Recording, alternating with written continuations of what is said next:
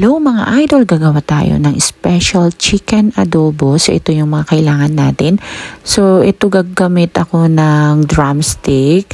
So hinugasan ko muna ito kasi iba-blanch ko siya sa mainit na tubig para ma-make sure na malinis kasi hindi natin alam kung saan nila nilalagay sa palengke. Naman sa shiitake mushroom ay ibabadan ko ng mainit na tubig habang i-prepare ko yung ibang kailangan. Pala sa shiitake mushroom mga idol ay hinugasan ko yan kasi kailangan ko din mamaya yung pinambabad ko.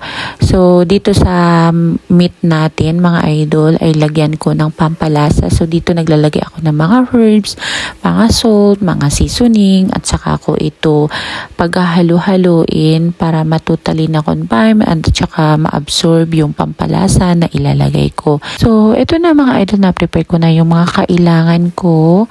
So dito pala sa kawali ay ipiprito ko itong mga minarinate kong mga manok kahit lang very light brown. Tapos nung okay na yung manok ay iniisa-isa ko kinuha at tatabi muna. So the same na kawali mga idol ay dito ko ginisa yung luya, sibuyas at saka bawang.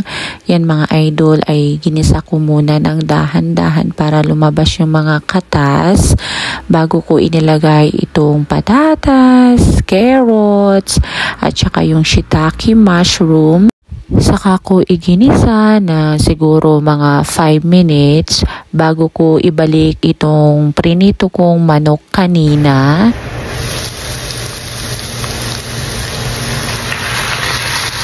So dito mga idol ay nailagay ko na yung manok at saka ko ginisa muna bago ako naglagay ng mga pampalasa like ng soy sauce, konting oyster sauce, sugar, at naglagay din ako ng konting seasoning dito mga idol.